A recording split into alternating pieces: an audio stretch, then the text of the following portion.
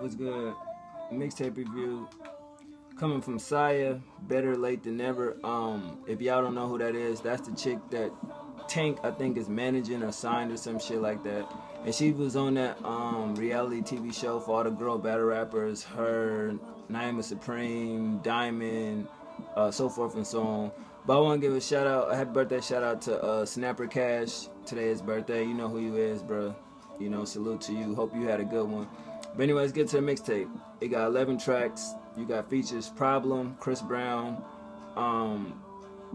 Baby Yon, Kevin McCall, Robots, Balloons, Baby Yon on there twice, and Problem on there twice. But let's get into it. I remember her first joint I did review, I think it was more like an album, and I felt like she was an incredible lyricist. Like, she actually can spit. We all know that she's a lesbian. That has nothing to do with anything. You know, this is her art.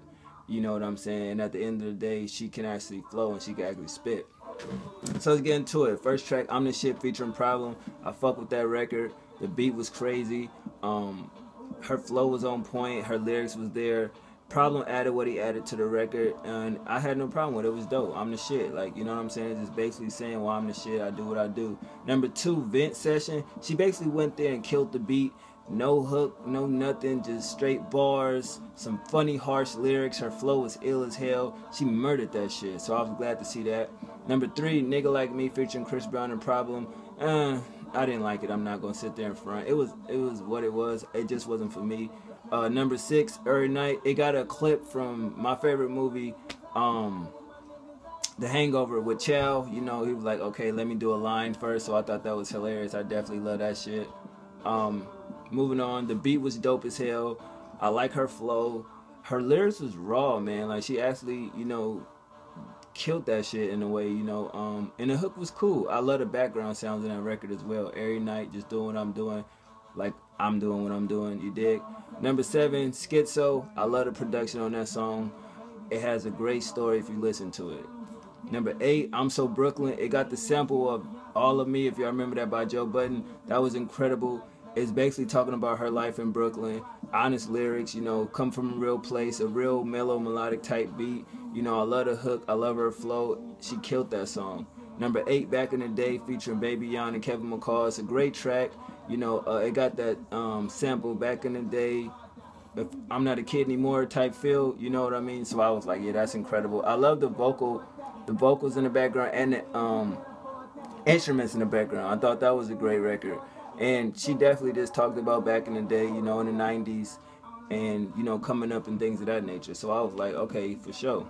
Number 10, Tucked in a Bed of Gold, featuring Robots and Balloons. It's a deep song, and I love the pianos on this record. Like, I played this shit twice because I just like pianos for some reason. Like, I grew up my grandma playing piano, my grandfather playing piano, my cousin playing piano, and it just is an amazing sound to just sit there and just listen to the, you know, organ like that, just play music, and it's just dope. But it's a great record.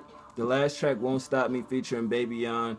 That's just the illest way to end the project, man. That sample was phenomenal. I love the beat, her real life lyrics, realism. She brings you into her world, and what more could you ask for? Her flow was on point, matching with the hook. She definitely delivered on this project, and I definitely see her doing big things in hip hop, man. And this, I'm not going to say it topped the first project because she definitely set a bar high, but it's in the middle. It's not bad. You know what I'm saying? You could tell that she went for her sound and she matched it with what's going on now. You dig what I mean? I feel like she can definitely get some radio play with a couple of these joints, especially the Chris Brown record. Hint, Chris Brown on the record. You dig? But I give it an 8.5 out of 10. I like 9 out of 11 songs. Production, 8.5 out of 10. I definitely think y'all should check this out. It's definitely dope for a female artists out there. It's not really many out there besides the Nickies, the Iggies, and so forth and so on.